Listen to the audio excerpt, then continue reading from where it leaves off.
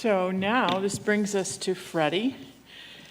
Coming from New Mexico, will you please share the tale of ancient Mesoamerican trade, the routes into the southwest of Mexico, or the southwest of the United States, and also share your thoughts about tasting chocolate. Oh, that was our fair trade thing. We don't have to do that. Good okay, afternoon, here we everyone. are in Chaco Canyon.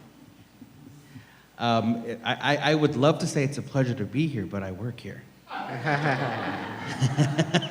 So it's great to be here with these two people, and I pretty much am a nobody compared to the work that they do. What I did in college was, well, I don't remember what I did in college, but I studied anthropology and art history. And if there's one thing that I did was I discovered the beauty of learning about history through art. And I took an obscure class when I was a senior, and it was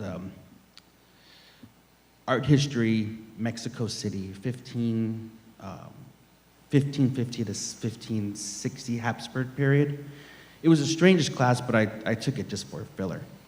And but the instructor opened my eyes to the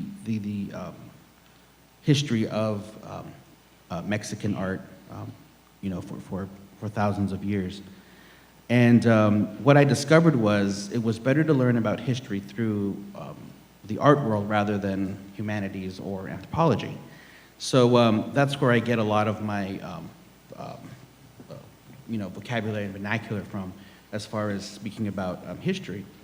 So when it comes to chocolate, we were talking about how civilization is or was in the Chaco region. And Chaco Canyon is in the northern part of New Mexico.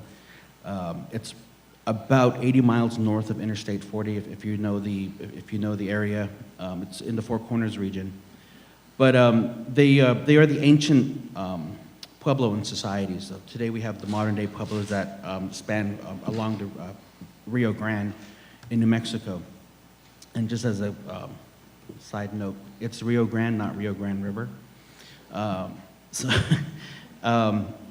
And their trading with Mesoamerica was quite fascinating. And a lot of trading occurred in the Southwest 800, 600 years ago through a vast road system.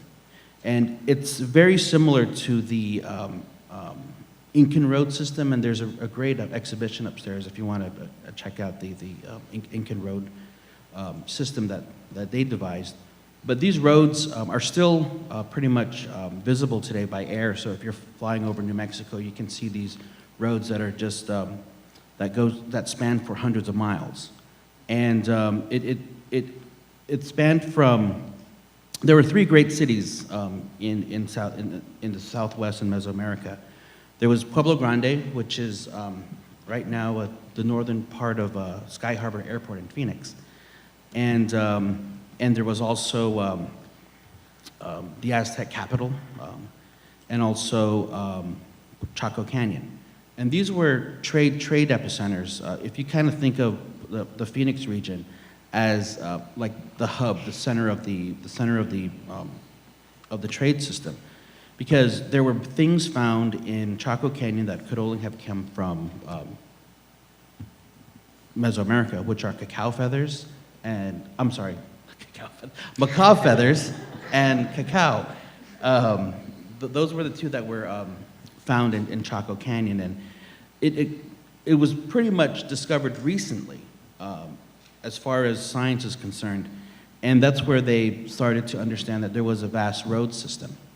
So trading was always something that was done with societies for hundreds of years, and yet when we learn about ancient culture, or especially indigenous cultures, we tend to over-exaggerate how things are done. For example, if we talk about people going out to forage for food, it's not necessarily us thinking about them going to the supermarket and then picking stuff up and taking it home.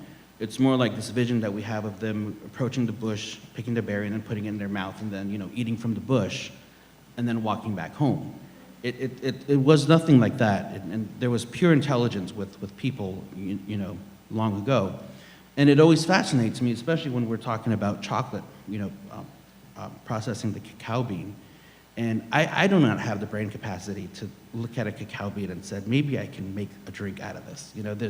It's completely fascinating how there was a systematic way of processing these ingredients to its final product.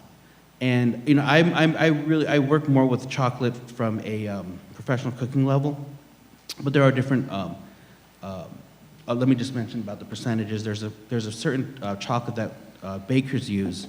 It's called curvature chocolate, and it has a very high percentage rate of chocolate. We don't get the little chocolate chip morsels that you get at the supermarket. They're more like coin sizes, and it has to be tempered as well. But when we talk about the trading, they believe that the cacao beans were used as a monetary system with the Chocowans, and that's why it was never really processed or consumed, because there was no evidence that it was consumed the way that it was used back in a mine territory. So that's pretty much what it comes down to. So now I've taken you out of Chaco Canyon and put you into just the taste of chocolate. So yesterday we rehearsed this, believe it or not, and we had a great conversation about the palate. And so what I have here is something you probably saw in elementary school. And the one comment I want to make about this is that high school classes, the science books don't teach this anymore. It's like, this is not right. This doesn't really happen. Yet, at the Culinary Institute of America, you spend one whole year on exactly this. So I think there's a little conflict. I would go on the side that this is very true. If you think about what taste brings to your joy of eating. But Freddie's going to expand on that. That's actually my tongue. That's what? Actually my tongue. My jokes were funny when we were rehearsing yesterday, so. Well, if there's anything, I teach my staff or people that I work with about this concept here. And when people ask me about what is it about flavors and how do flavors react to our daily emotions, it's based on the way your tongue senses things. Now, it's the way that I ask people if they want to eat or try something, I always ask them this question. What kind of beer do you drink? What kind of wine do you drink? And how do you have your coffee? And then if they say I don't drink any of those, I just turn right around and I walk away. Because most likely they eat everything sweet. It's difficult to feed people who just want a certain specific kind of sweetness in their food. But if there's one thing that all of us probably didn't realize when we were a little younger is that as adults and as humans, we crave more of the acidic and the bitter more than we think. And so the reason why people put cream in their coffee, for example, is there's a necessity for fat in food. And in culinary terms are very objective and straightforward, meaning if there's no oil or there's no any type of fat in the food, we'll call it out and say you need to add some fat. Now, in California, if they say that, it's like saying, it's the other F word, And people just don't want to hear that. But when we drink coffee, for example, and if you drink your coffee with cream, the reason why you're drinking coffee with cream is because what cream does is it's your body is 98 degrees. It should be, around there. And some people say I'm a little colder, but since your body's warm and you're drinking hot coffee, what the cream does is since it's fatty and it's warm, so it hasn't coagulated yet. What it does is the cream will coat the inside of your mouth, okay? So that acid in the coffee, nothing is taken away. The acid is still there, okay? So what will happen is the cream will allow the coffee and the acid to distribute to where your tongue likes it. So you're not actually, toning your coffee down. You're actually distributing the coffee further around in your mouth to where you can actually appreciate the acid. That's why people say it tastes so much better. It generally doesn't taste better. It's just hitting the right spots on your tongue. And so that's what it is about acid. And acid is one thing that we eat a lot of and we drink a lot of. Acids, coffee, wine, beer, sodas that has that citric acid that we like, but that's also sweetened. But see, I don't drink any type of sugar at all, and not because I don't like it or not for health reasons. It's just my mouth just does not like anything sweet. So that's what it's all about. And chocolate has a lot of acid in it. And if none of you know what I'm talking about, if you go to a chain restaurant and you order a marinara sauce, and you sit there and you do the horrible thing in ordering a glass of wine as well, most likely your marinara sauce is not cooked all the way. Because when you eat that particular sauce, you'll feel a tingling sensation on the side of your mouth, on the side of your jaw, and it feels funny, but that's the acid in the food. It's what is reacting in your mouth to the taste buds.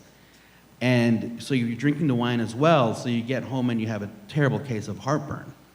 So when you cook your marinara sauce down all the way and you cook out all the acid, your food shouldn't be like that commercial where the food is fighting with people. Your food should never fight with you.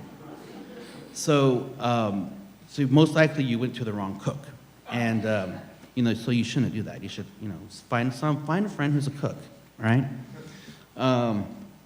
So that's what it really is about. Is the acidity in chocolate is very high, and that's what we refer to as bitter. And our culture is so much based on just being, flat out no. We're like an absolute type of society where we just don't tell people, figure it out for yourself. We have to tell people no across the board, don't do it. No, don't do this. Everything is bitter. And that's the type of mentality that we have. So if we can appreciate the acidity in foods, or learn to appreciate it, I guarantee you the semi-sweet chocolate and the higher chocolate content bars will be so much better for you than the sweeter ones. I enjoy them a whole lot. I have this slide for the last one. I found this last night while I was searching to the very end of the internet. And this is a chocolate nib encrusted meatball. So again, we're not talking about any sugar other than the caramelizing of the meat, possibly. So the cocoa nibs are going to add that bitter part to the caramelizing, which will give you a sweet thing, and also the fat in the meatball. And this is in a tortilla with some guacamole, and I think it's on top of a Bloody Mary, and I want one. But I just think that looks like an incredible thing. So thank you.